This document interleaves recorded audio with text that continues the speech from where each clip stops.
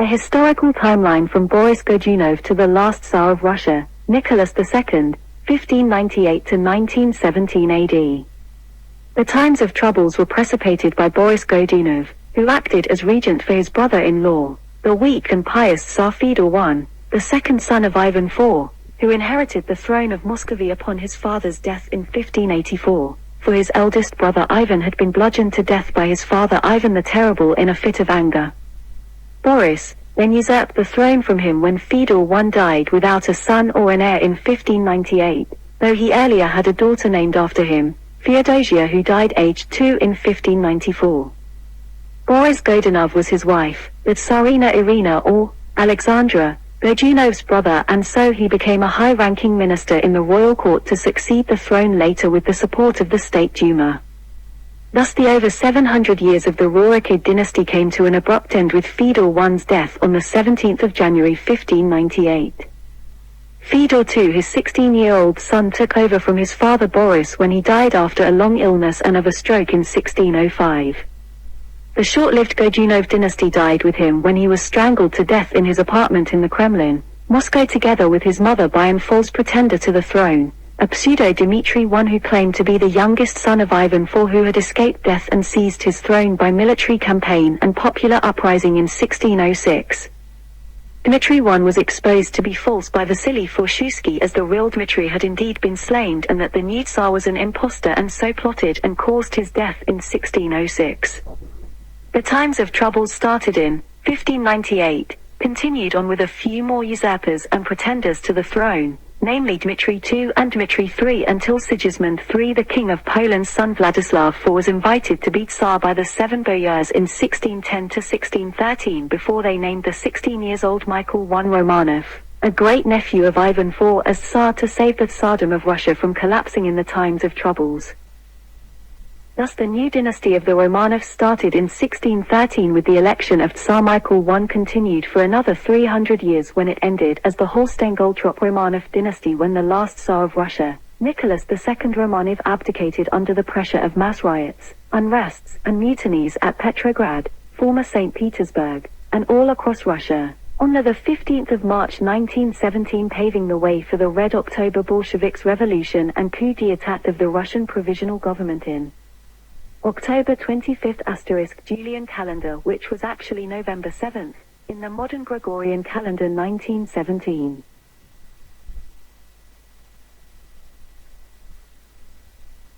The Romanov dynasty, 1613 to 1917 AD. The times of troubles for Russia came to a close with the election of Michael I Romanov as Tsar on the 21st of February, but coronated on the 22nd July 1613.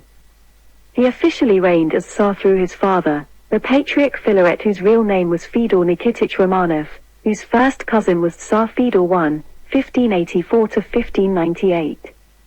Michael I was the second son of the Patriarch Filaret, whose eldest son, or Michael's elder brother, Boris Romanov, had died in infancy in 1592. But it was his father who was the co-regent and de facto ruler of Russia during Michael I's reign until the Patriarch Filaret's death in 1633, as he was only a teenager of 17 years old when he was elected by Zemsky Soba, or Parliament of 1613, under the leadership of Prince Dmitry Timofeyevich. Michael I's descendants would rule Russia, first as Tsars and later as emperors, until the Russian Revolution of 1917, which ended with the last Tsar of Russia, Tsar Nicholas II's reign, 1894 to 1917, when he abdicated on the 15th of March that same year. In 1913, Tsar Nicholas II Romanov celebrated the 300 years of his dynasty, the Romanov rule, by minting this commemorative 1 ruble silver coin with the imperial coat of arms of Russia with his imperial crown and the date 1613 to 1913 on the obverse side, with his face and the face of Michael I Romanov, his ancestor, the first Romanov Tsar, on the head side.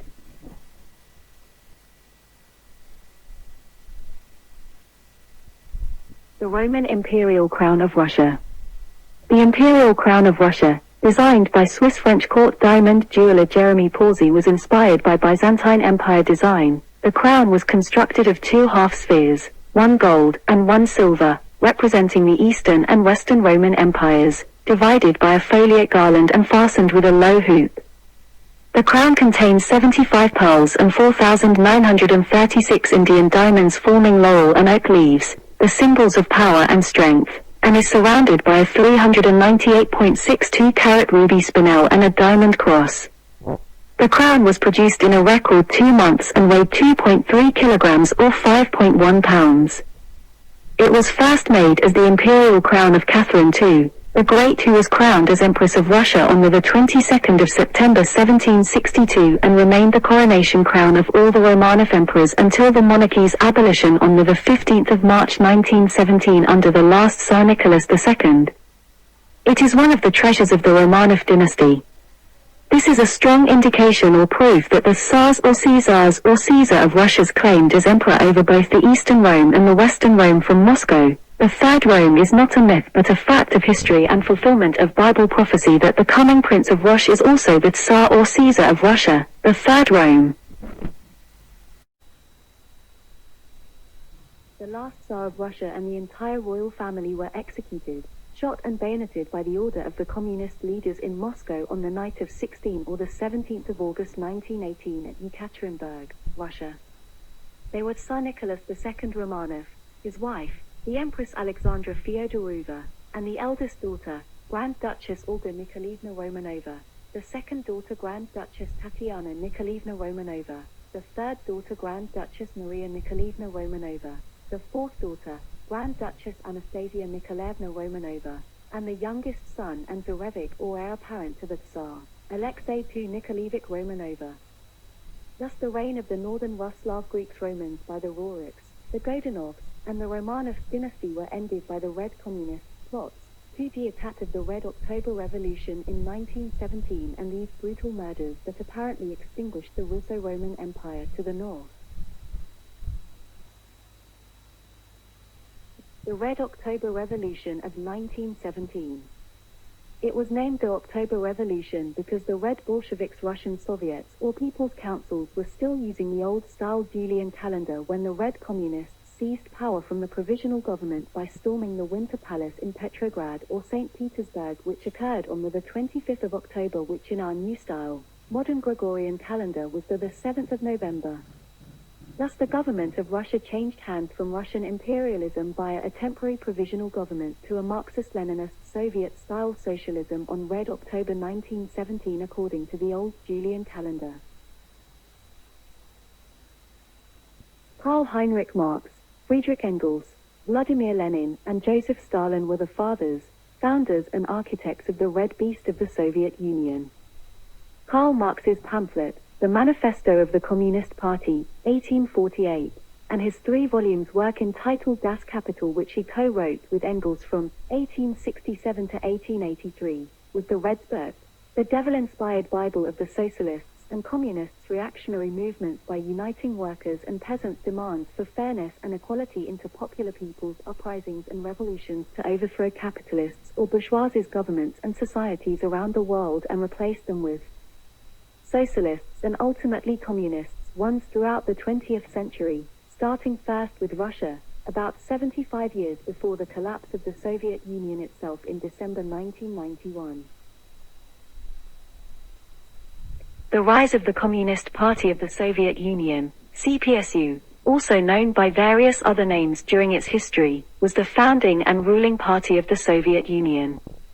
The CPSU was the sole governing party of the Soviet Union until 1990, when the Congress of People's Deputies modified Article 6 of the 1977 Soviet Constitution, which had previously granted the CPSU a monopoly over the political system. The party has its roots in the Russian Social Democratic Labour Party, abbreviated as RSDLP, founded in 1898, when Russia was ruled by an absolute monarchy. The broad anti-Tsarist ideology was the driving factor in its initial growth. Russians across the political spectrum flocked to the party, as Marxists, socialists, and centrists made up its ranks. Despite Tsar Nicholas II's harsh oppression, including imprisoning and even executing party members, the RSDLP continued to grow, albeit underground. Initially the party operated in a unified and cohesive manner, but by 1900 cracks within party unity began to show. Vladimir Lenin, one of the leading Marxists, engaged in fierce debates with others over revolutionary tactic and theory. Lenin believed that the party, led by a small committee, should be the vehicle that mobilizes the working class to carry out a socialist revolution and oust the Tsar. These radical views were initially unpopular and further ostracized him in the RSDLP. Lenin's opponents, who had a majority in the party leadership, refused to entertain his ideology and denied him a clear path to power. Realizing he had no ability to push forward his agenda, Lenin and his supporters created a schism in the party in 1903. Lenin's new faction, now called the Bolsheviks, meaning the majority, espoused Lenin's interpretation of Marx and held his similar radical views. The schism also produced the more moderate Mensheviks, or minority, faction led by Julius Martov.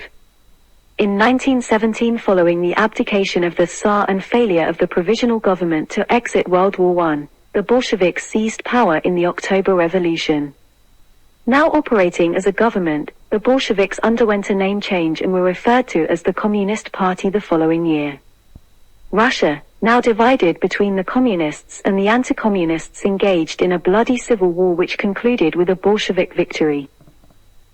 The Civil War also saw the formation of the Soviet Union in 1922, and the Communists, which founded the Soviet Union, then became the sole legal party, which it would remain for 74 years until it was banned by President Boris Yeltsin in November 1991 following the failed August coup of President Mikhail Gorbachev and his subsequent resignation as party chairman on December 25, dissolving the Soviet Union, or the Red Beast of Russia. From May 1917 to the 8th of March 1918, the Communist Party of Russia was known as the Russian Social Democratic Labour Party, or the Bolsheviks. From the 8th of March 1918 to the 18th of December 1925, as the Russian Communist Party, or Bolsheviks. From the 18th of December 1925 to the 5th of October 1952, as the All-Union Communist Party, also Bolsheviks. And from the 5th of October 1952 to the 6th of November 1991, as the Communist Party of the Soviet Union. The CPSU was a communist party based on democratic centralism. This principle, conceived by Lenin, entails democratic and open discussion of policy issues within the party, followed by the requirement of total unity in upholding the agreed policies. The highest body within the CPSU was the Party Congress, which convened every 5 years. When the Congress was not in session, the Central Committee was the highest body. Because the Central Committee met twice a year, most day-to-day duties and responsibilities were vested in the Politburo, previously the Presidium, the Secretariat, and the Orgbureau, until 1952. The party leader was the head of government and held the office of either General Secretary, Premier, or Head of State, or two of the three offices concurrently, but never all three at the same time. The party leader was the de facto chairman of the CPSU Politburo and chief executive of the Soviet Union. This is the emblem of the Communist Party of the Soviet Union, CPSU, or in Russian Kommunistическая партия Советского Союза, which is abbreviated as KPSS in Russian.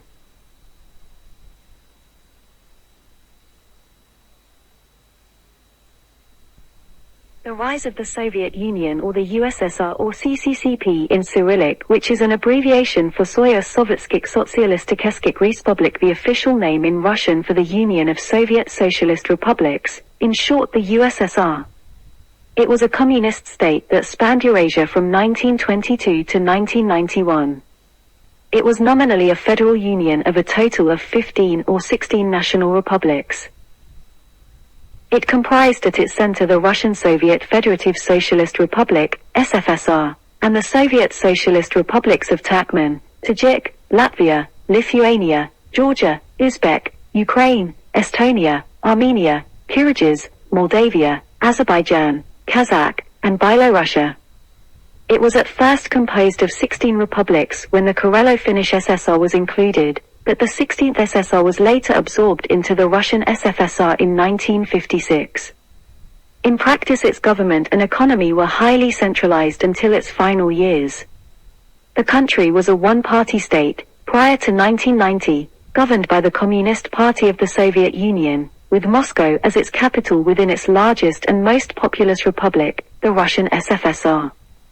Other major urban centers were Leningrad, Russian SFSR, Kiev, Ukrainian SSR, Minsk, Byelorussian SSR, Tashkent, Uzbek SSR, Almaty, Kazakh SSR, and Novosibirsk, Russian SFSR. The Soviet Union had its roots in the October Revolution of 1917 when the Bolsheviks, headed by Vladimir Lenin, overthrew the provisional government that had earlier replaced the House of Romanov of the Russian Empire. They established the Russian Soviet Republic, the world's first constitutionally guaranteed socialist and atheistic state. Tensions escalated into a civil war between the Bolshevik Red Army and many anti-Bolshevik forces across the former empire, among whom the largest faction was the White Guard. The White Guard engaged in violent anti-communist repression against the Bolsheviks and suspected worker and peasant Bolsheviks known as the White Terror. The Red Army expanded and helped local Bolsheviks take power, establishing Soviets, repressing their political opponents and rebellious peasants through Red Terror. By 1922, the balance of power had shifted and the Bolsheviks had emerged victorious, forming the Soviet Union with the unification of the Russian, Transcaucasian, Ukrainian, and Byelorussian republics.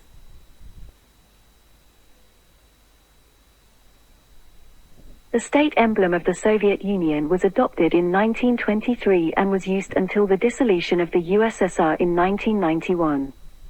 Although it technically is an emblem rather than a coat of arms, since it does not follow traditional heraldic rules, in Russian it is called gerb, the word used for a traditional coat of arms. It was the first state insignia created in the style known as socialist heraldry, a style also seen in emblems of other socialist countries such as the emblem of the People's Republic of China. In the autumn of 1922, the Commission for the Development of Soviet Symbolics began its work in Grozny.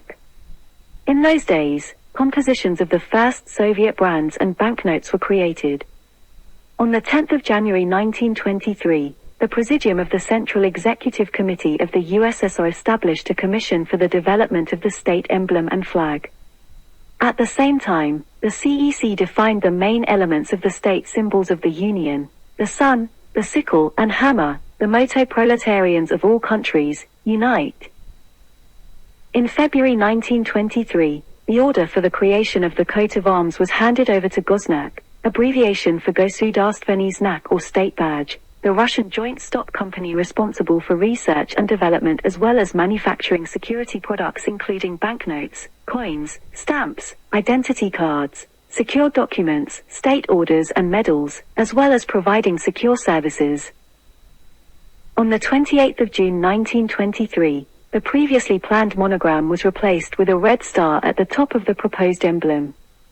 This is the fourth and final version of the state emblem of the Soviet Union from 1956 to 1991. Inscriptions on the 14 ribbons, which are translated into English as "Proletarians of the World, Unite," are from the left to right in Turkmen, Tajik, Latvian, Lithuanian, Georgian, Uzbek, Ukrainian, Estonian, Armenian, Kyrgyz, Moldovan Cyrillic, Azerbaijani, Kazakh, and Belarusian with the Russian on the bottom central ribbon. Public usage of the Soviet emblem formally ended in 2002 when Russia and other former republics ceased issuing Soviet passports. But it still continues to appear in public places within Russian territory.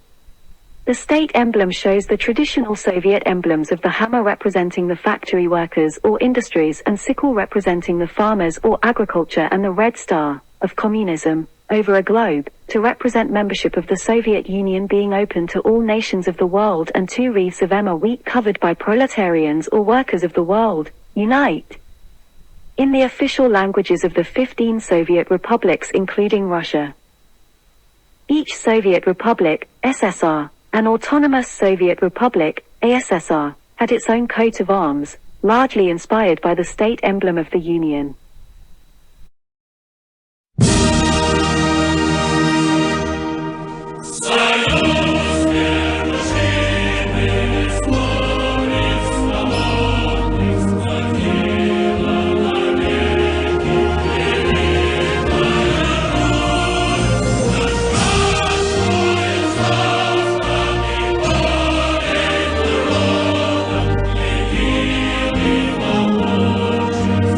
Yeah.